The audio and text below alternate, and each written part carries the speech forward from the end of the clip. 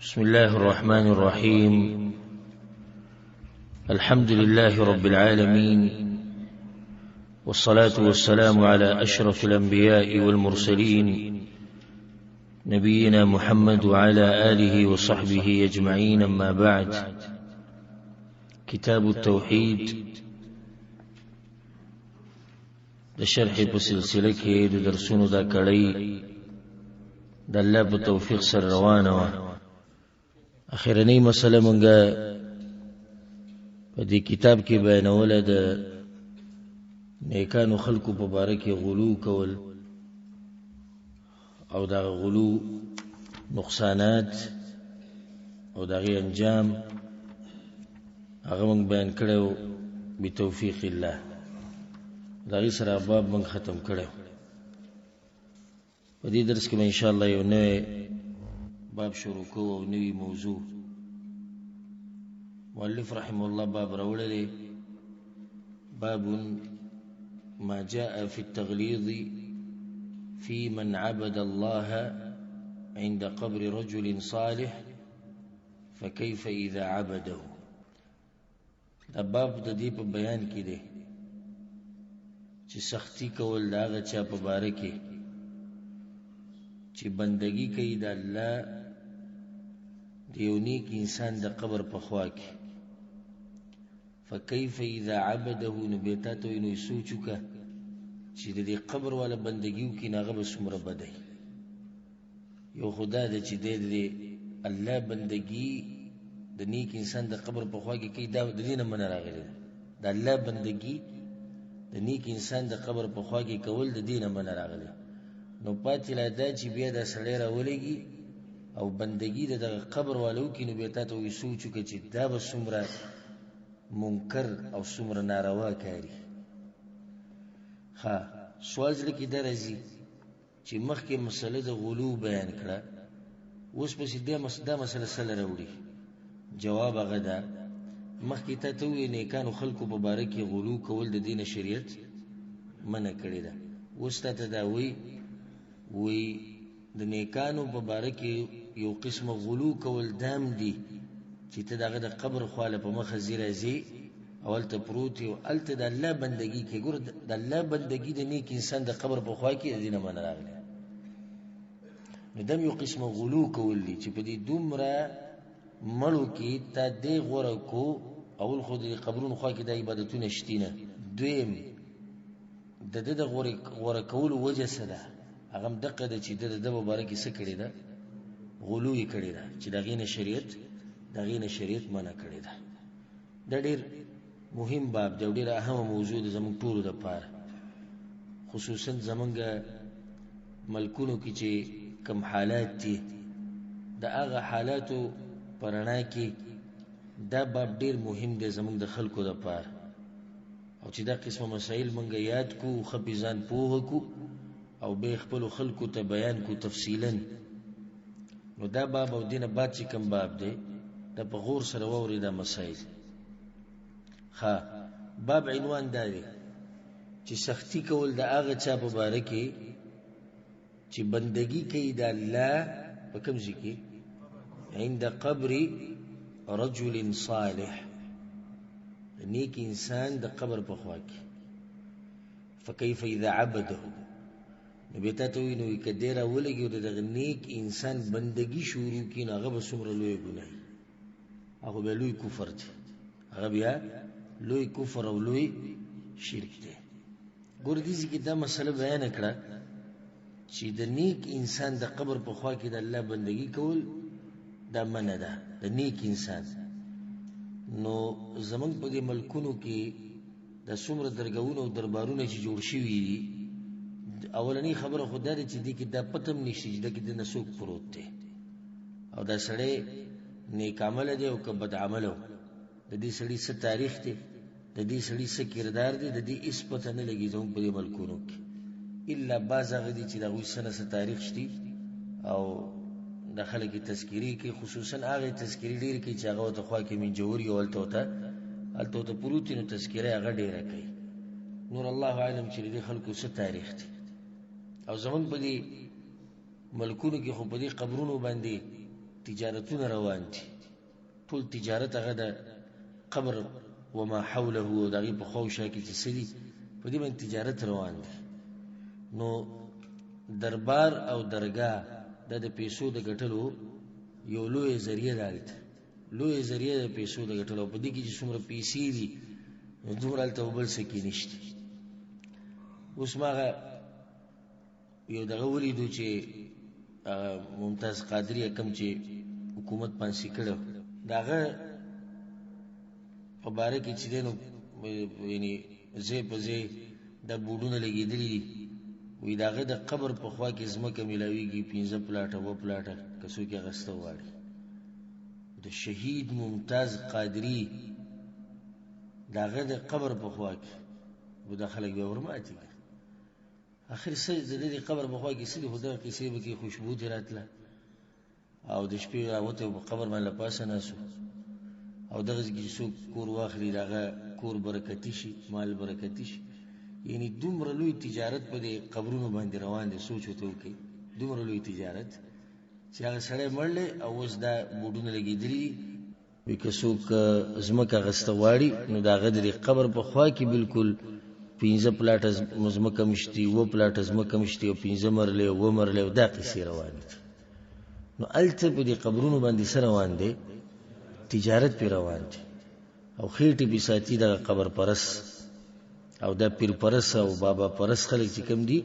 دوی په دې باندې خېټي ساتي او چې د دې به بند کړه غټه دروازه د دوی د خېټي هغه څه شو هغه بند شو نو ځکه په اعلی سنه تاسو دا خبره د سینه مانی چې او ستا خبره صحیح ده زموږ دا کار غلط دی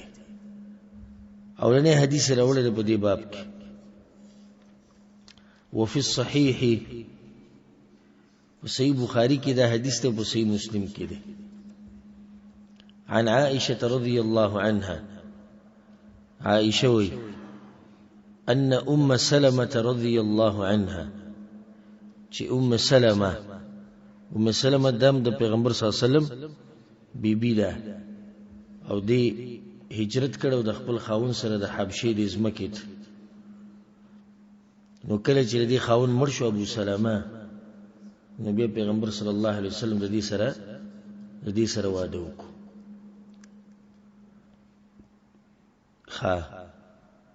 عائشة وي چې ام سلمة رضي الله عنها ذكرت لرسول الله صلى الله عليه وسلم اغه د پیغمبر په مخ کې تذکره وکړه کنیستن د یوې ګیرجی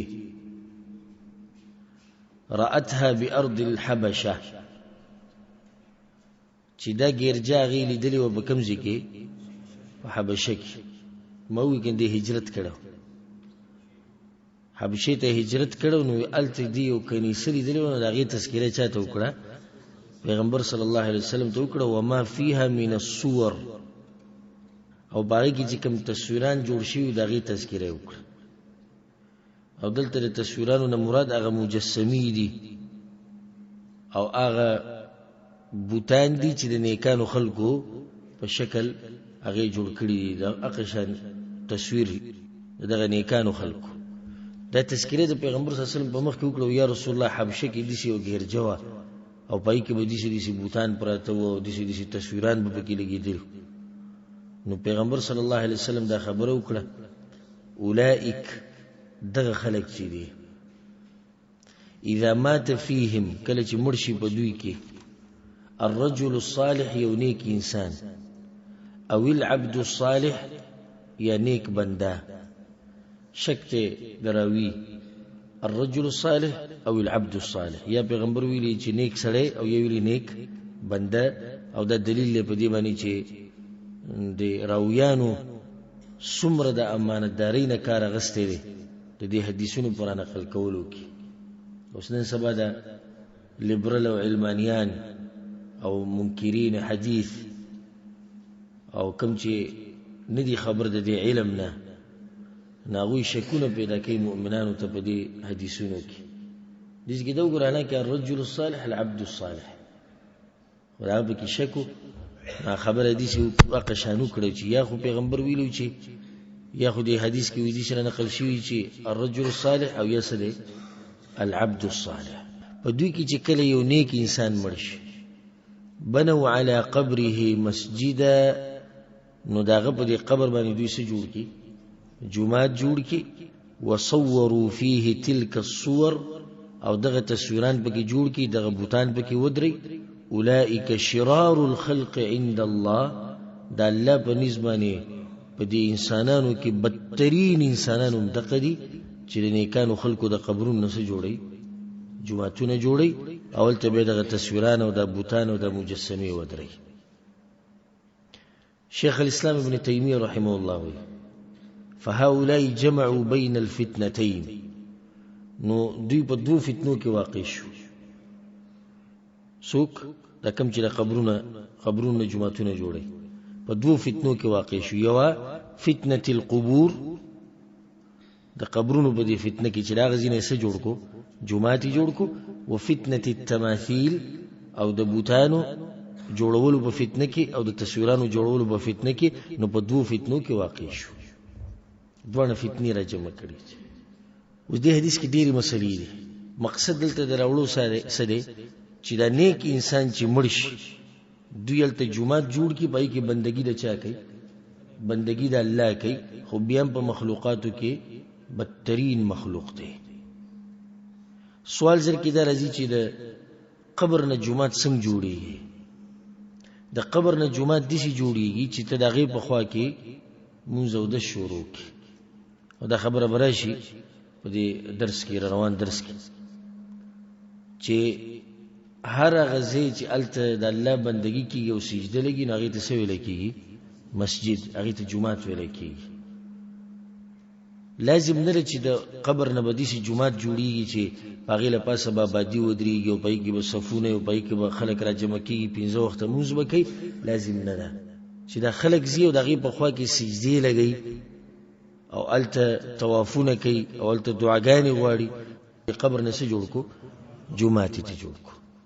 او دویم خوازه ده د قبر نه جمعات جوړول دي سیده چې الته اشره آبادیو کی او منځونه بږي کیږي او د خوازه ده چې هغه جمعاتونه چې باغی کې دنه قبرونه دي د پلاني بزرګ سي قبر پکې دي او د پلاني مولوی سي قبر په دې جمعات کې دنه دي نو جمعات د قبر نه جمعات جوړول په دوه قسمه شو یا دغه په خوا کې عبادت کول الله د جمعات شو او یا جمعات په دې شي جوړول چې خلک راځي منځله ول ترجمه کیږي د دې دوړو نه شریعت سره منع کړی ده وجه سده سوال لکه دا راځي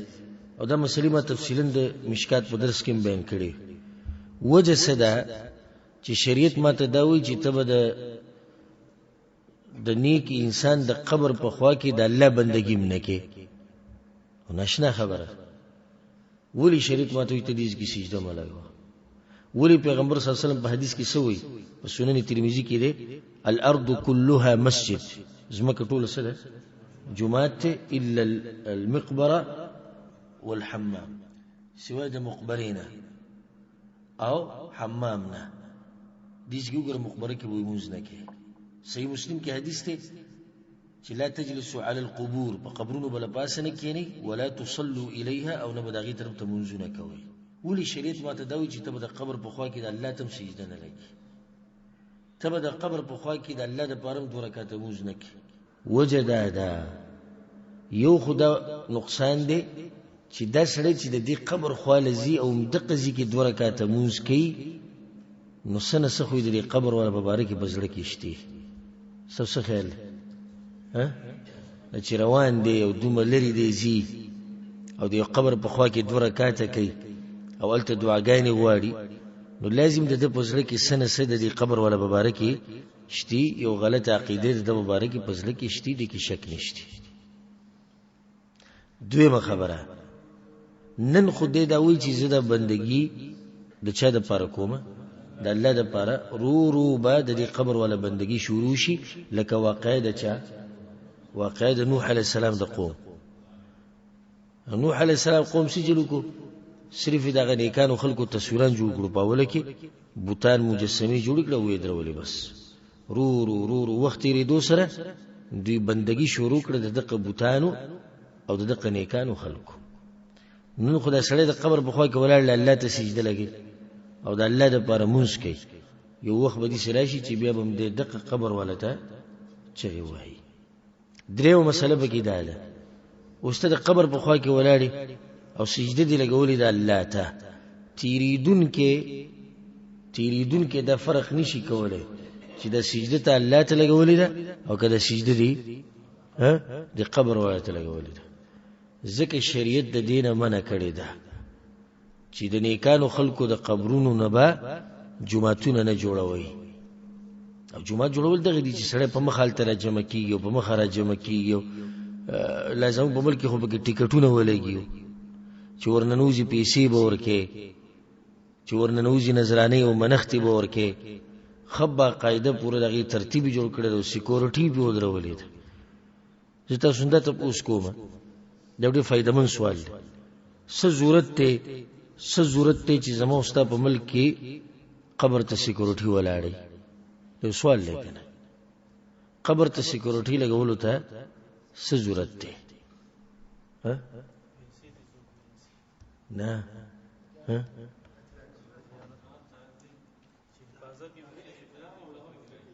داغي احترام او تعظیم پزړه کې دی تر دې چې داغي نه یو غټه عبادت خانه جوړه شوې ده په جمعات باندې سکیورټي الله په کور نه خو په قبر باندې درگاه او دربار باندې سکیورټي ولاړی وجه صدا وجه غدد چې دې خلکو په ژوندونو کې د دې قبر والا دومره مقام پزړه کې نه نوته دی او دومره تعظیم او محبت کوي او دومره قدر کوي چې خبره دغه ست ورسېده چې هغه ته بهر سکیورټي ودروله دغه لپاره تنظیمات هغه کې کیمرې لګول قبر ته څه ضرورت دی چې کیمرې وته لګي خو دلیل له بدی باندې چې هغه خبره غلوی کړي د حد نه بکی تیر وتلی دي نه دي هر سنه شریعت منع کړي دي دغه کې چې بقي کې د مقبره چې د مدینه ده او دې ته بقي ول غرقدوم ولکیږي او مقبره البقيع وتم ولکیږي او د جنة البقيع ویل دي ته در سلفونه نه دي ثابت جنة البقيع دا ټکی سلفونه نه ثابت دي ته بقيع یا بقيع الغرقد چې غرقد یو ونه دلته براخته په دغه کې څومره نیکان خلک پراته دي کې نه پراته څومره نیکان خلک به پراته دي وځي سړی ماته د وځي سکیورټي حالت مولانا تاسو یې زوم په ملک سکیورټي او شتیل ته مشتي هو دي سکیورټي کو زموږه کې زموږه اسمان فرق دی اغه سکیورټي ولا خیال ساتي د دغه چې د قبر ولا شریک کړي دي د الله سره او د دې ملک د موحدین سکیورټي د خیال ساتي د دې چې چرته د قبر ولا شریک نه کی د الله سره نو دوه کې فرق دی د دې ایسلوي چې دلته مولا له پوج نو کالته چې تاسو پولیس ودرېږي یا چوکیدار یې سکیورټي ودرېږي سي چلو شو موږ فرق دی د خبره د سوچ له ګوره ډیره د سوچ خبره ده چې د جمعتونو دغه حل نه سو کې ته پوس نشتی او قبر او درگاه او دربار ته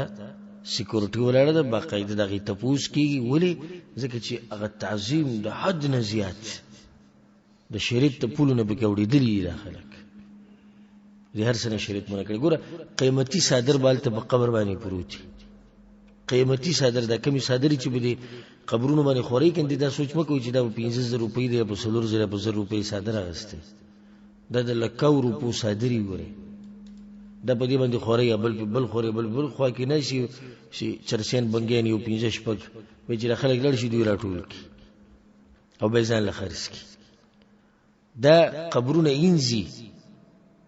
د ګلاب په بو باندې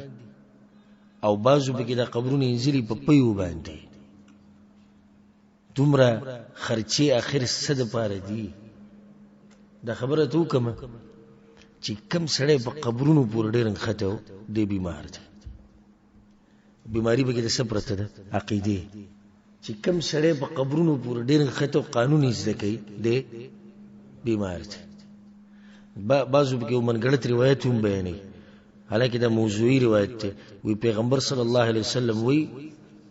چې کلم زړه تنگ شي فعليكم بالقبور نو د قبرونو زیارت کوئ د قبرونو زیارت بیا په دوه قسمه ده یو خواغه چې قبر خاله زیره زی د آخرت تر یادولو لپاره. نو دې د قصې نه کوي صادرې مادري او انزل د قبر او دغه برابرول کانو پاغه له پاسه نمونه لیکل او هغه ته کېناسته او په مخ اولته سجدي لګول ته طوافونه کول او ولته منجور کېده د کار نه دی. دې کې چې تلل شي او مړ دوخخ کی او د مقبري ولر لپاره دعا وغوړي یا الله وی بخي او په خپل د دین عبرت واخلي چې زما اخرنه انجام کوم دی.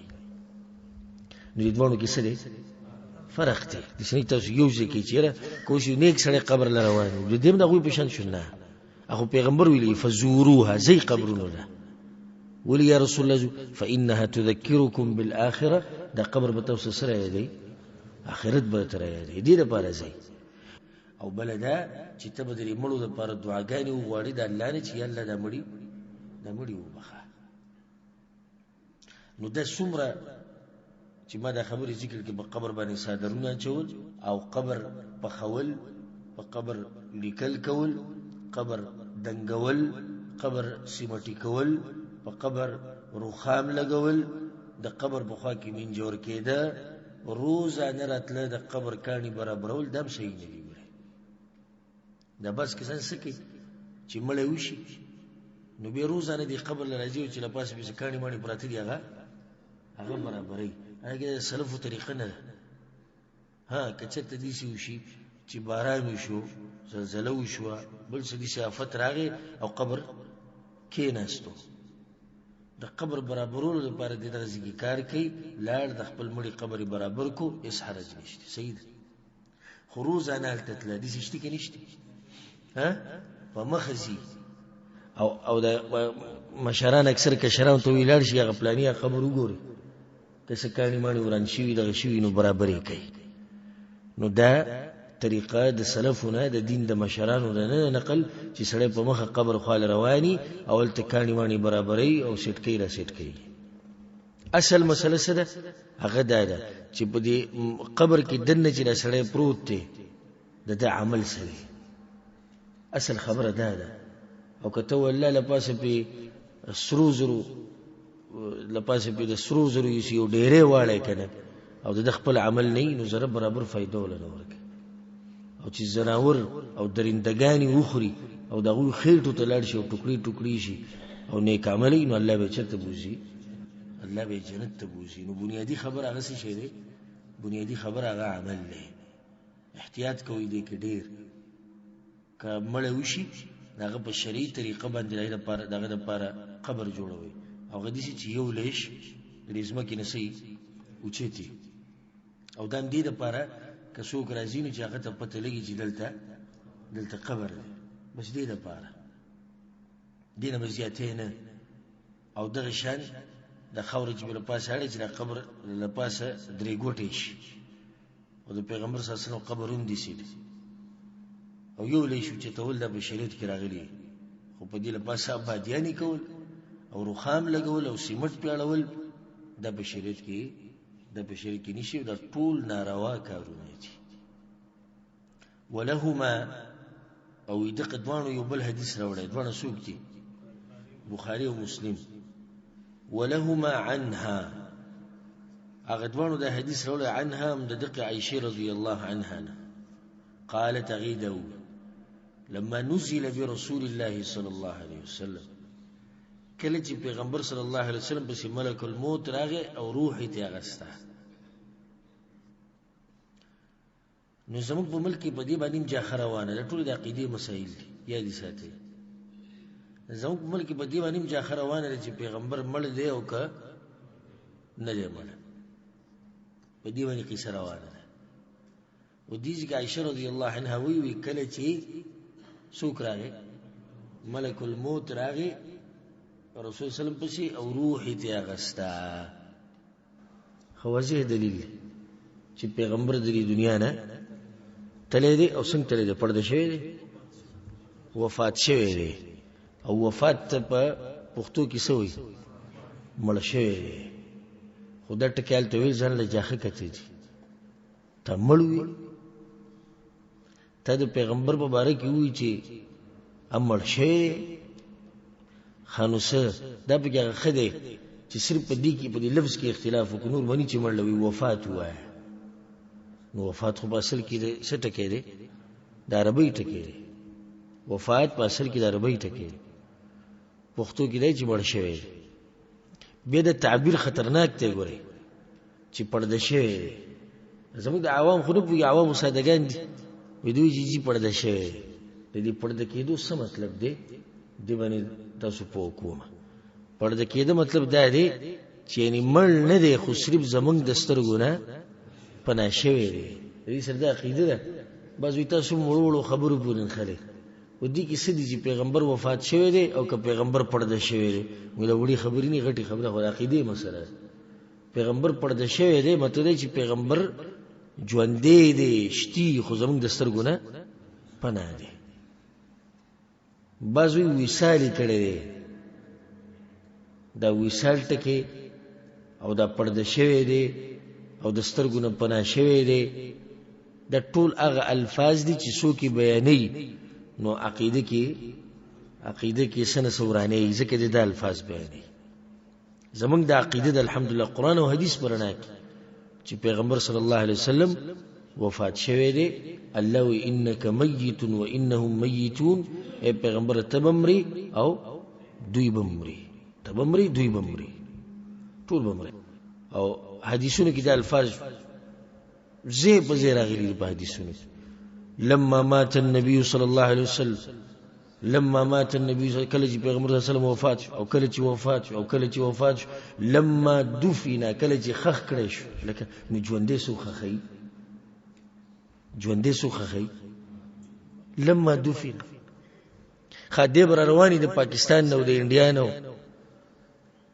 زوی جی زیارت لازم د شیشي زیارت لذي نو مسجد نبوي نه دی حالانکه زیارت ثابت تشیشي دی مسجد نبوي دا مسله بیان کړی دا به بیان کو تفصیلا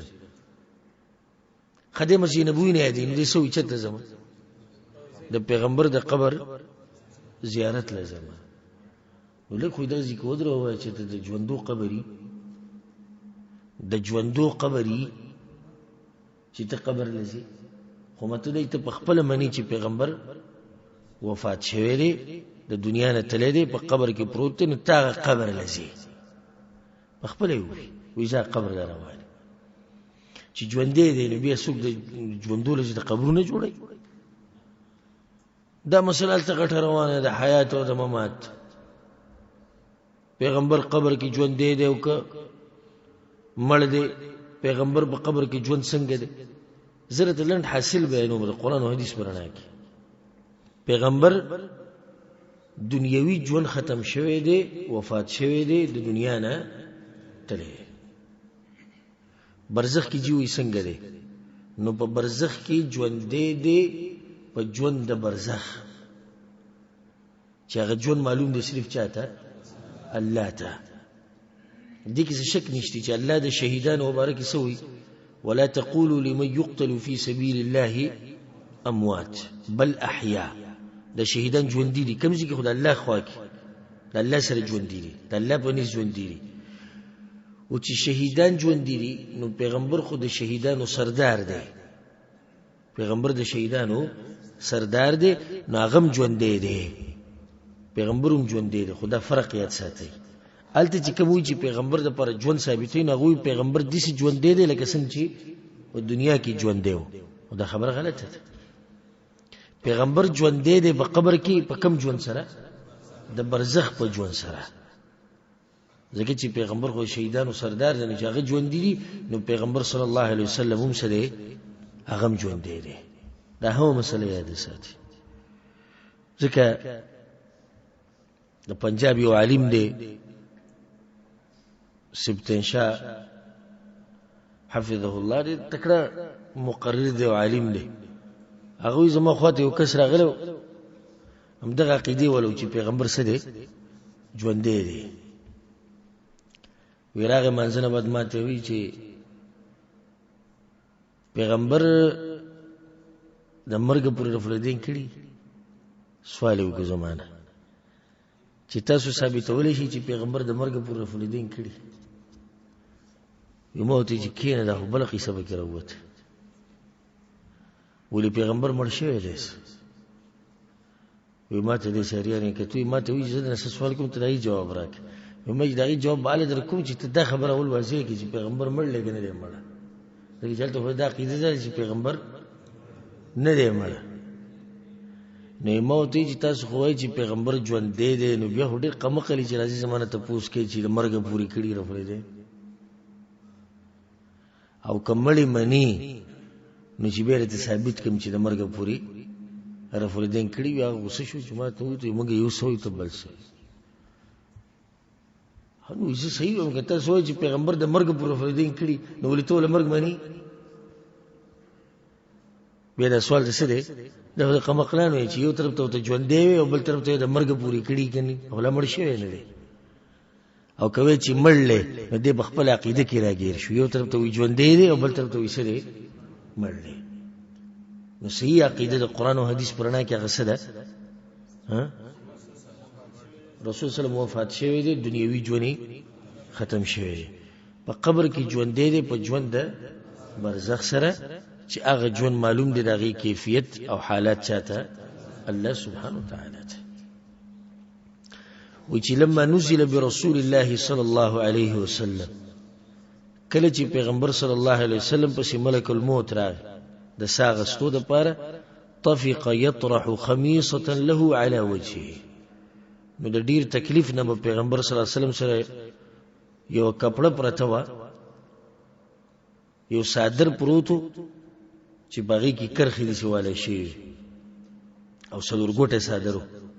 یې کپڑا و نو پیغمبر صلی الله علیه وسلم دا کپڑا راوغست په مخ به چولې و ډېر تکلیف تراس او د ځنکدن تکلیف چې څومره انسان ایمان کې زوروري نو اکثر په د باندې د ځنکدن د سخت ډېرې دا اکثر ټکی مو سره بدی وي چې دا همیشه قانون نه دی دسم کې دی شي چې یو سړی نیک سړی یو د اچانک مړ شي تر دې چې بعض روایتو کې راغلي چې د اچانک مرګ د الله تر طرف نه دی مؤمن د پاره وسانتیا ده چې کله انسان نیک عملي نو ځکه ته موږ دې سني شو چې دا قانون شو خو دې شي چې اکثر نیک انسان ته په ځنکدن کې صحیح سخت حدیث کې درځي المؤمن يموت بعرق الجبين مؤمن چې مړ کیږي نو په تندي باندې خوله راځي دې دوه معنی دي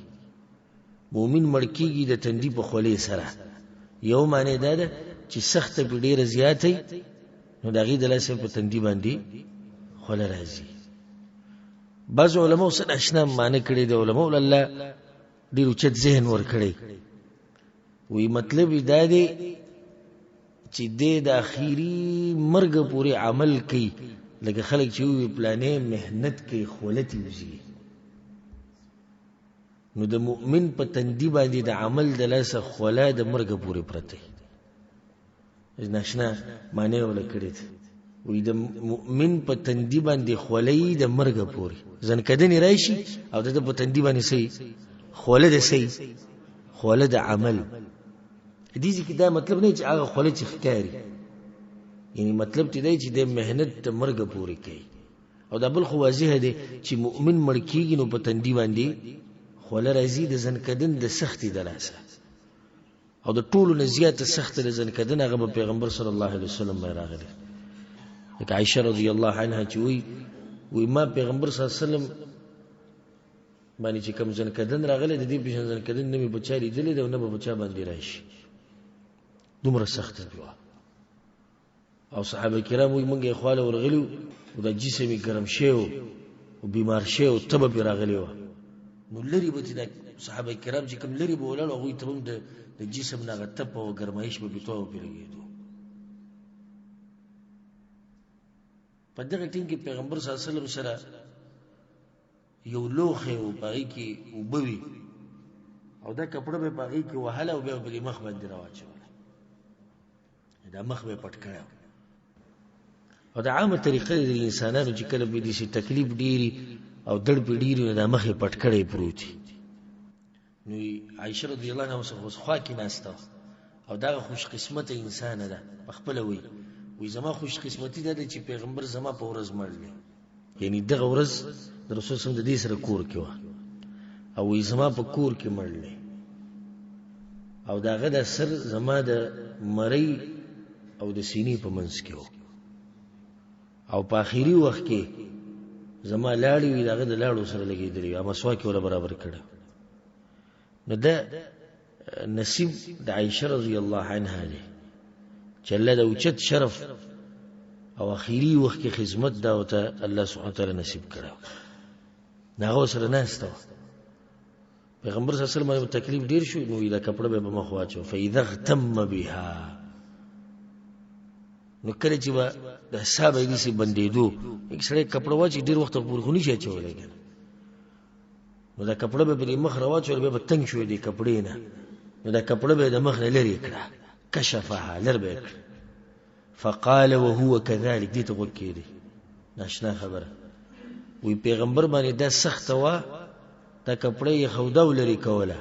یې خودا ولري کوله او یو پیری لري کړه او ما ته وکړو دی وی لعنت الله على اليهود والنصارى الله لعنتي بچا باندې په يهود او نصارو باندې یا رسول الله ولې د مرګ بزن کدن کې ته دوی یادې اخر کم جرم دوی دې شي غټ کړي سید جرم خو دوی شتي هغه جرمونه خو غټ غټ دي چې کفر کړي دي الله سره شرک کړي دي د پیغمبر سره دښمنی کړي ده خدا کم په دې جرمونو کې کم یو د دوی جرم دی چې پیغمبر مجبور کو دی ته چې ځن کدن کې خبري نشي کوله خدا خبره کوي وجه اتخذوا قبور انبيائهم مساجد وې د پیغمبرانو د قبرونو نه جمعتونه جوړ کړي نو د الله لعنت دی په غوي باندې عائشه رضی الله عنها وی يحذر ما صنعوا وی پیغمبر اشاره وکړه او د امت ته وی چې ګوره تاسو هغه کارونه کوي د پیغمبر د قبر نه جمعه جوړ نه کوي سبحان الله اخیری وخت کې ګوره د توحید د مسله دومره اهمه ده د باز راشي مونږ ته وی په دې توحید ټکی تاسو زموږ د دماغ راوبه مونږ پویو په عقیده باندې پیغمبر د زنکدن په وخت کې تم د عقیده مسله نه دی راشي زنکدن په وخت کې هغه د عقیده مسله بیان کړه بالکل په دغه سخت حالاتو کې چې په مخې کپڑا پرته ولري کوي کپڑا چې ولري کوي د عقیده مسله بیان کړه او د زمونږم دغه منهج دی ان شاء الله د مرګ پورې به د توحید بیانو په دې باندې عمل کو کڅوک خوشاليږي او کڅوک خفقيږي د عقیده ده توحید ټکي خو چې موحد ووري خوشالي سو پوښ چې څوک د توحید ټکی نه خفقېدو نو پوښ چې د خپل د توحید خلاف ته ځکه به خفقېږي عائشه رضی الله عنها ډېر ناشنا خبره کوي ولولا ذلك او کچرته دغه یره نه وي او بریز قبره نو د پیغمبر د قبر به هم راخکاره شوی د پیغمبر د قبر بم بهر ویل کسن چې په بقي کې نور قبرونه دي الته به چا خبر وي د پیغمبر صلی الله علیه وسلم وجه سره یره داد چې د دې قبر نه بسوک سره جوړ کی جمعه جوړ کی عدالت پاتې شو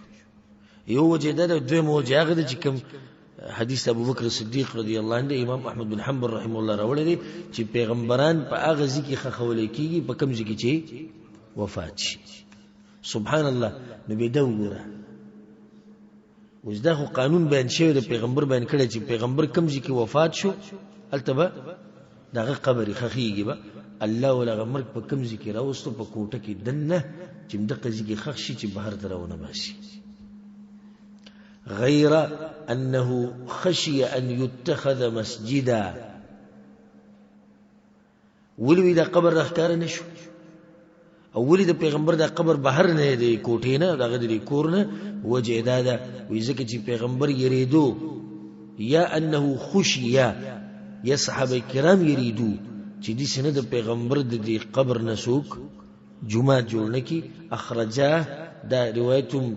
صحیح بخاری او صحیح مسلم کې ده ځکه د پیغمبر قبر راخکار نه کړی شو مالته کور کې دنه پاتې شو او کدا بهر وې نبی ابو عزیز الاسا فتنه ډېر شوی او دی امت هم دغه شنکار کړو څنګه چې يهود او نصارو کړی دي چې د پیغمبر د قبر نه مسجد جوړ کړی وي جمعات به جوړ کړي وي. نو ګوره دې کې فائدہ چې د پیغمبر د قبر نه جمعات نشي جوړولې او داغه د قبر په خوا کې ته سجدي نشي لګولې، داغه د قبر په خوا کې به منځونه نه کې، داغه د قبر په خوا کې به رامدد شي چغې نه وي، داغه په قبر په خوا کې به منجور کېږي نه. نو بیا د پیغمبر نه بعد څوک دی چې داغه د قبر په خوا کې دا کار روش؟ بیا څوک دی؟ داغه نه باندې حدیث راوړی ولی مسلم نو په صحیح مسلم کې دا حدیث دی عن جندب بن عبد الله، د جندب بن عبد الله رضی الله عنه روایت. خدا کم حدیثونه چې ګورم بیانو سندن صحیح حدیثونه بیانو کمزورتیا شي کې وایو، خدا حدیثونه د صحیح بخاری صحیح مسلم دي کوم چې فل حال موږ لګیو بیانو. یو سره ول زمونږ د ملک دغه مولیانو چې دا تعویذګر او قبر پرست او تصوف ولدي دا کتابونه نه دی ویلي دي خو خواهشات په زور ورشي. نو به سوي وي شیخ محمد بن عبد الوهاب رحم الله یو نوې مذهب راوړی دی. چې تاسو دا خبره کومه د زمونږ په دې مبارک کتاب کې درشتم درس دی، په دې درش درسونو کې په کوم ځای کې دا راغلي چې محمد بن عبد الوهاب وایي چې زما رائے ده اوریدل دي وځي ها ټول سوي قال الله وقال الرسول یا وقال الصحابه او یا د تابعی یو قول راوړي. دا امام محمد بن عبد الوهاب نه مذهب جوړ کړي، دا هم اقا مذهب دی کوم چې چاو د پیغمبر صلی الله علیه وسلم، دا مقه مذهب دی چې صحابه کرامو، دا مقه مذهب دی چې سلور امامانو. اوس دا مچ له حدیث ویله مخکې د عائشه رضی الله عنها ده چې پیغمبر ځن کدن کې دا خبره کړې ده په صحیح بخاری صحیح مسلم کې. دا غینه مخکې چې کوم حدیثو د ام سلمہ چې هغه تذکره وکړه دا ګیرجی دا په صحیح بخاری صحیح مسلم کې ده. دسه شیخ محمد بن عبد الوهاب د ځان خو نه دی جوړ کړی چې هغه د ځان جوړ کړی دی ومنګه بیانو. او دا حدیث په صحیح مسلم کې دغه د کډې ناشنا روایت جندب بن عبد الله وی سمعت النبي صلى الله عليه وسلم قبل ان يموت بخمس، د پیغمبر صلی الله علیه وسلم د مرګ نه 15 شپې مخکې ما د پیغمبر نو دا خبر اوریدلې و. ګور دي الفاظ ته سمعت النبي صلى الله عليه وسلم قبل ان يموت، د سنه مخکې مرګ نه مخکې ګور دا مرګ ټکی راوړی قبل ان يموت بخمس 15 شپې مخکې مې دا خبر ووریده اني ابرأ الى الله ان يكون لي منكم خليل. زه د دې خبرې نه انکار کوم او د الله په مخ کې خپل غاړه ازادي کوم او اعلان کوم چې بتاسو کې زما خلیل نشته. فإن الله قد اتخذني خليلا، الله زم خلیل نیولایما کما اتخذ ابراهیم خلیلا، لکه څنګه چې ابراهیم علیه السلام خلیل ګرځولی. سورة النساء کې الله واتخذ الله ابراهیم خلیلا. د دې محبت درجې دي. امام ابن القیم رحمه الله غ تفسیرا ذکر کړي په دې کې ټول نه اوچته درجه هغه ته خله ویل کیږي، خلت. او دې ته د خلیل ولی ویل کیږي ویل ان حبه يكون قد تخلل الجسم، وإذا د محبت په دې جسم کې ټول جسم کې ننوته دي دنه بګی تلې دي هغه غلې شوی دی. نو دې تسویل شو خلیل. نو دا اعلی مرتبه ده په محبت کې. دې څه عام محبت ته، خو په محبت کې د نبی سدي اقسام دي. لکه اوس په محبت کې یو قسم دی عشق. نو دا عشق کم محبت ته وي هغه محبت چې پای کې شهوتي دې څه ویل کی عشق. ځکه د عشق ټکي بد الله د الله د پاره او د الله د پیغمبر د پاره نه استعمالي. عاشق رسول د بی ادبی ده، د الله سره عشق د بی ادبی ده. څه ته چې دې ویلي نو څه پوری چې زه د خپل لور سره عشق کوم ها اوریدل می چې یا زه د خپل مور عاشق یم، نه دا ټکي مهذب ټکی نه دی ځکه څوک دې لپاره نه استعمالوي. نو د عشق ټکی چې استعمالېږي دا په دې یارانو مارانو کې استعمالېږي. محبت صحیح ده، مینه محبت. بیا په دې محبت کې یو مرتبه ده، څه ده؟ خلت. دا د ټولو نه اوچته مرتبه ده. نو وی څنګه چې الله ابراهیم علیه السلام خلیل نیولی دی، دغه شان زم خلیل ګرځولی، دوست. عام د خلیل معنی دوست دی. دې ځکه یو فایده راته ذکر کوم. عوام دا وی ابراهیم خلیل الله دی او زمونږ پیغمبر حبیب الله دی. وی دې ځکه نه وی د کومې مرتبه به راشوه؟ د خلیل الله مرتبه اوچته شوه که د حبیب الله نه څوک اوچت دی؟ خلیل الله. د دوی دا خبره غلطه ده. پیغمبر صلی الله علیه وسلم هم خلیل الله دی او ابراهیم علیه السلام هم سره خلیل الله دی. بس دا مطلب چې موږ چې ته وایو زموږ د پیغمبر حبیب الله دی، نو د دې سره به دغه مقام څه شي؟ هغه ښه ډېر شي. نه، مقام د دغې سره ډېرېږي چې ته دا ثابت کړي چې دی خلیل الله دی. او دلته ښه واضح وي، وی څنګه چې الله ابراهیم علیه السلام خلیل نیولی دی، نو دغه شانې زه خلیل نیولی یم. بیا دا ووی ولو كنت متخذا من امتي خلیلا، او کما چې ته به د خپل امت کې خلیل نیوی که نه، لاتخذت ابا بکر خلیلا،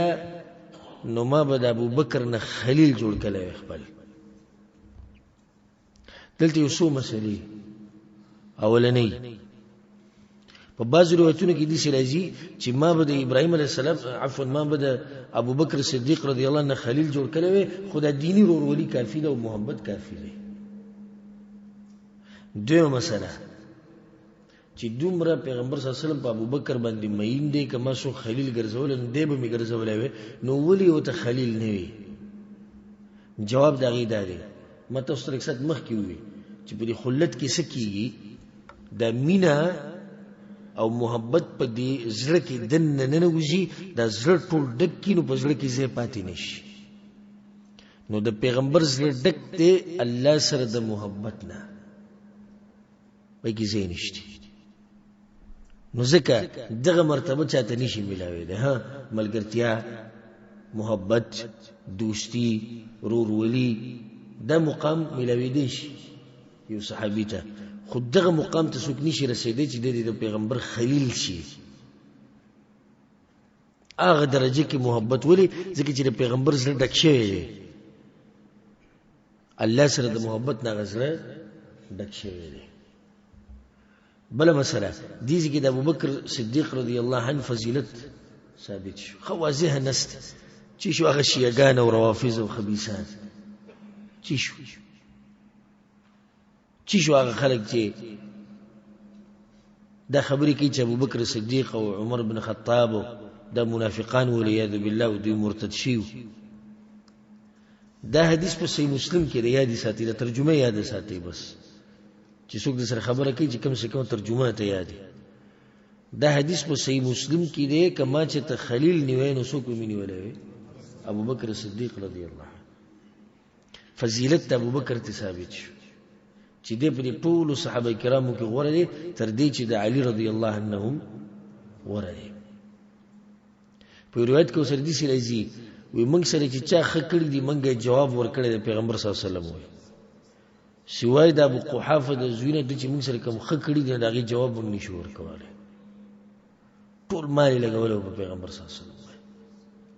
ټول مال.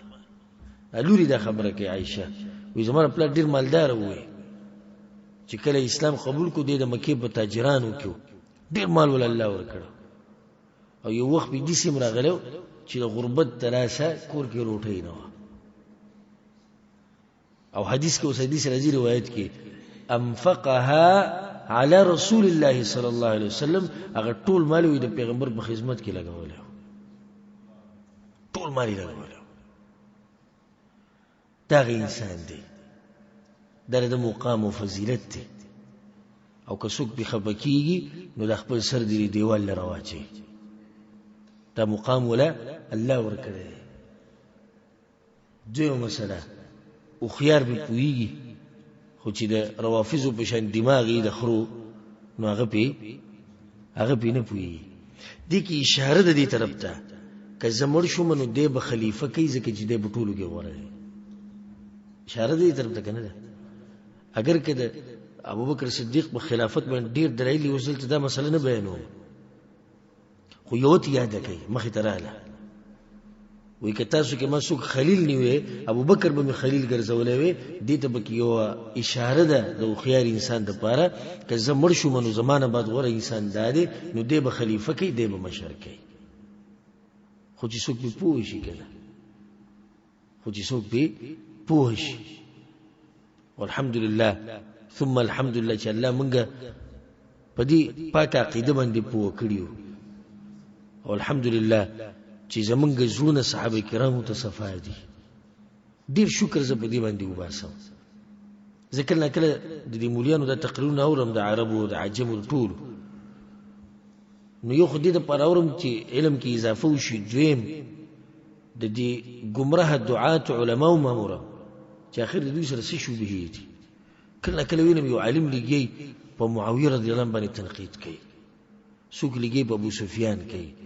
څوک په ابوبکر صدیق پورې نښتی، څوک په عایشه پورې نښتی دی، څوک په حفصه پورې نښتی دی او څوک چې دی په بل صحابي او بل پورې نښتی دی. نو شکر د الله ادا کوم چې الله ستا شکر دی چې زما دا ژبه دی دې خبرونه پاکه ساتلې ده.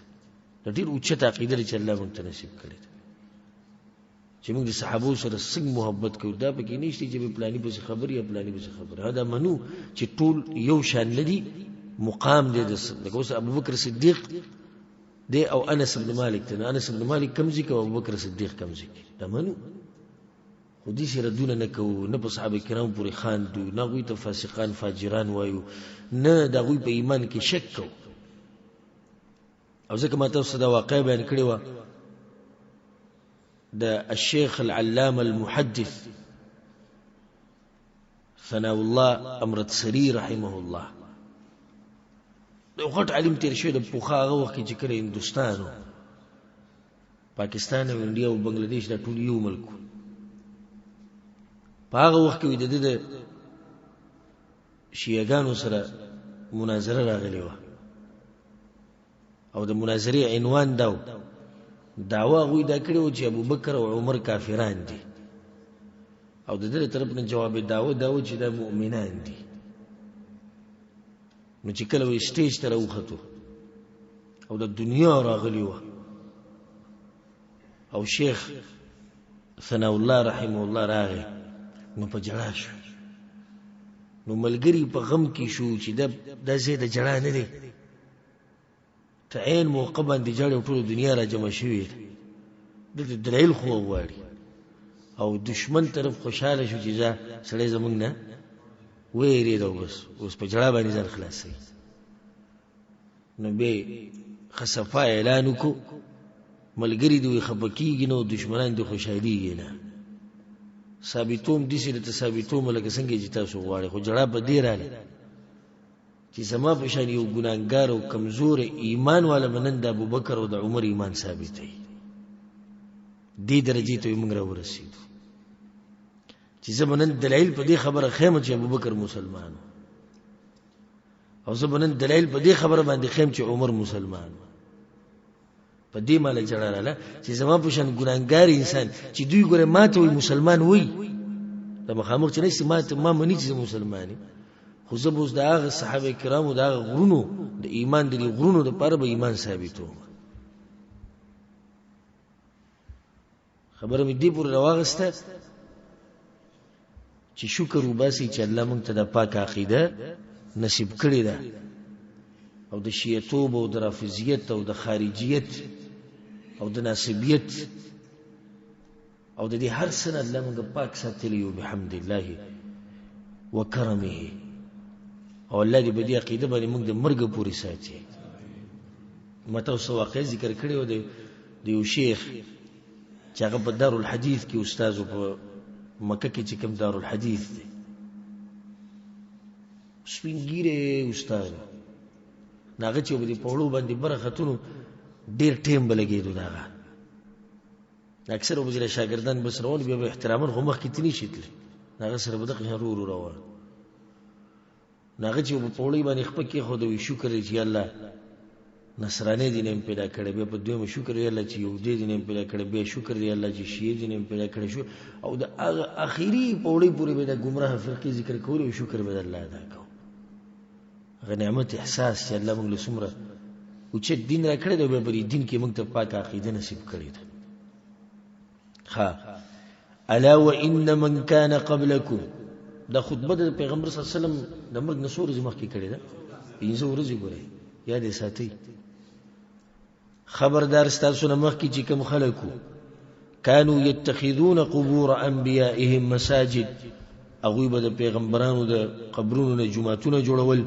الا فلا تتخذوا القبور مساجد نو خبر شي چې ګوره د قبرونو نه جمعتونه نه جوړوي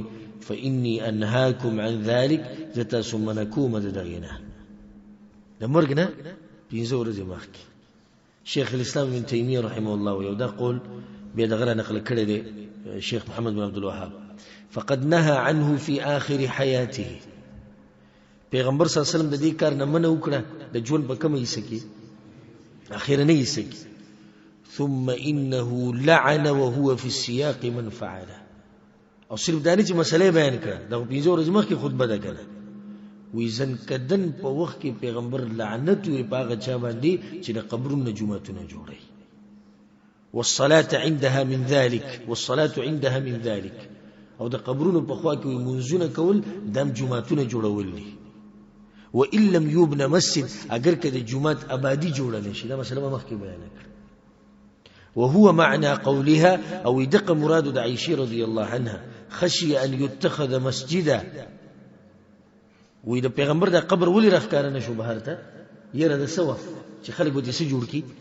جمعات به جوړ کی نو فإن الصحابه لم يكونوا ليبنوا حول قبره مسجدا نو دغه ځکه خلکو به څنګه جمعات جوړولې چې سجدي به کولې ته منځونه به کولې نور خو صحابه کرامو د کچرته بل پر جمعات جوړولې نو جمعات خپل ته بخوا کې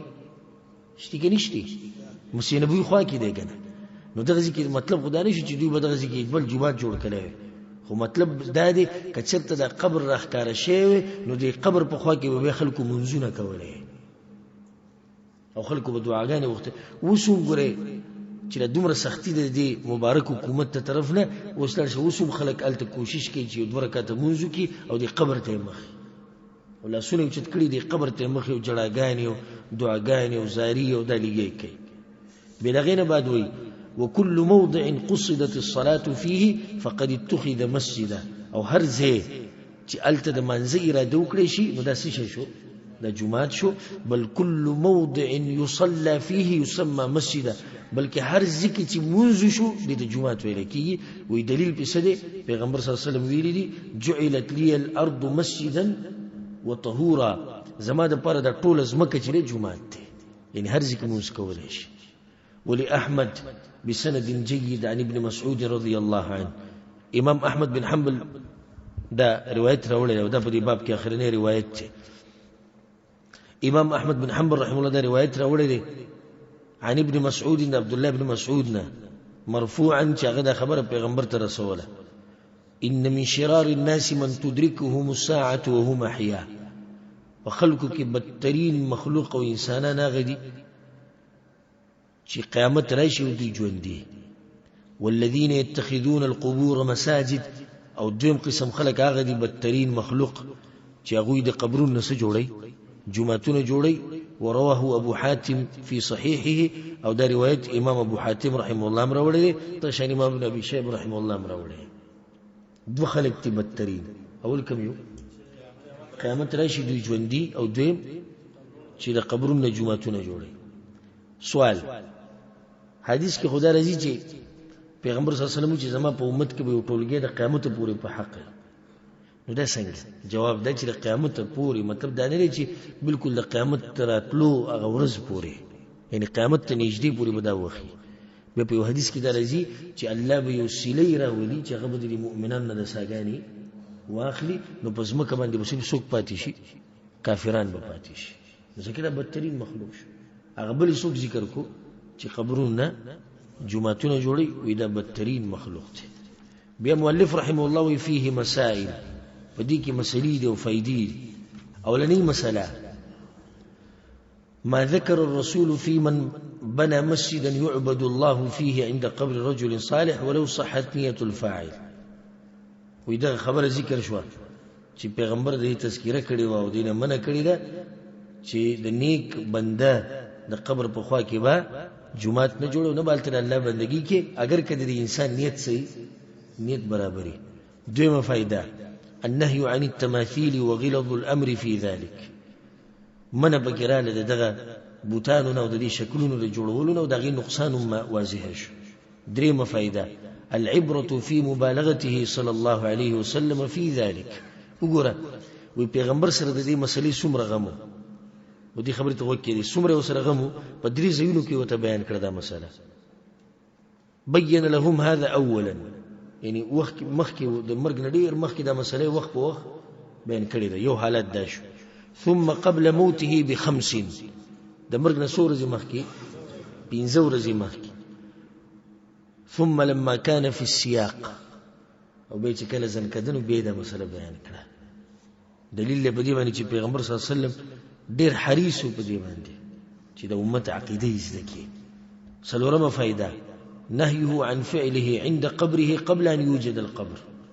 وی پیغمبر دا خبره دې د پاره وکړه اگر کدا قبر نه جوړ شوی خو منګه منه کړو چې زما د قبر په خوا کې به دا چلونه غوړې نه کوي. پنځمه مسله انه من سنن اليهود والنصارى في قبور انبيائهم. دا د يهود نصاراو طریقه ده چې پیغمبرانو د قبرونو نه جوړ کړي جمعتونه. شپږمه مسله لعنهم اياهم على ذلك. پیغمبر لعنت ویل بد خلق باندې. وما مسله ان مراده تحذيره ايانا عن قبره. پیغمبر چې دا يهود نصارا یاد کړو باغوی لعنت وی مراد پکې زمون مونږ ته یې را کول چې ګوره تاسو به زما د قبر سره دي نه کوي. نهم مسله اتم مسله العله في عدم ابراز قبره. وإذا توازیه شو چې ولې د پیغمبر د قبر نه راخاره کړی شي. نهم مسله في معنى اتخاذها مسجدا او بدیم من پوه شو چې د قبر نه جمعه جوړول ستوي. لسم فائدة انه قارن بين من اتخذها مسجدا وبين من تقوم عليهم الساعه فذكر الذريعه الى الشرك قبل وقوعه مع خاتمته. ويقول په دې حدیث کې دوه خلک ذکر شو بدترین. یو دا چې قیامت پر راشي او دویم قبرون سره قبرون نه جمعتونه جوړي. ویولې دا دوی یو ذکر کړو. وی دا ولني چې کوم دي بکمو چې قیامت پر راځي هغه به ژوند دي د خو کافران دي. د دوه مسجل کړي چې دوی سره ذکر کیږي. وی د دوی دا کاروم انسان کفر ته وباسي. ذریعہ د سره ذریعہ د کفر د نو ذکر باندې یو ذکر کړو. یو لسمه مسله وی پیغمبر چې کوم خطبه کړې د مرګ نه 15 ورځې مخکې نو په دوه فرقو باندې رد کړي. یو رافضه شیعاګانو باندې او دویم په جهمیو باندې چې د الله صفات نه مانی. او د شیعاګانو د لاسه اول پیر شرک او د قبرونو بندگی دی امت تر نه نوتی ده. هم دغه خلک دي چې اول پیری قبرونو باندې جمعتونه جوړ کړي. بلکې بل اخرجهم بعض اهل العلم من 72 فرقه. بلکې علماو بعضو دا ویلي چې د دوه فرقې د شیعاګانو روافضو او د جهمیو ده دا په دغه دوه او یو فرقو کې دي چې کوم چرته زی کوم جهنم ته زی. څنګه ردوی شو په غیبان دي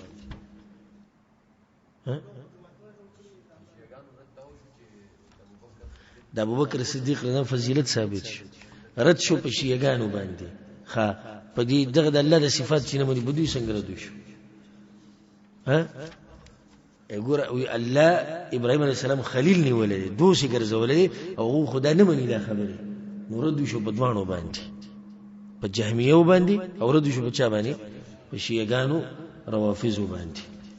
دا مسله اگر کې تفصیلی ده خو بیا به بل موقع بیان کو. دولسو مسله مقبولی به من شدت النزع. او دا ثابت شو چې پیغمبر صلی الله علیه وسلم باندې ځن کړه ډیر سخو. دولسو مسله ما اکرم به من الخله. الله ولو يسي عزت ورکړو چې خلیل دې جوړ کړو. سوال لسو مسله التصريح بانها اعلى من المحبه. بقدیم ته پوه شوې چې خلت محبت نسره اوچته. بلسو مسله التصريح بان الصديق افضل الصحابه. خوازیه پیغمبر دا وی چې صدیق ابو بکر صدیق رضی الله عنه په صحابه کرامو کې ټولو نه غوره صحابي دی. شپارسو مسله الاشاره الى خلافته، په دغه حدیث کې اشاره مو شوه د ابوبکر صدیق رضی الله عنه خلافت ته. دې سره دا باب هم ختم شو، دا درس هم ختم شو، او ان شاء الله پر روان درس کې به نه باب شروع کو، او غدا چې د نیکانو خلکو د قبرونو مبارک چې کله انسان غلو کینو د قبرونو نم بوتان جوړیږي. ان شاء الله دغه باب تفصیل وکړو. الله سبحانه وتعالى موږ په کې په قران او حدیث باندې، او الله سبحانه وتعالى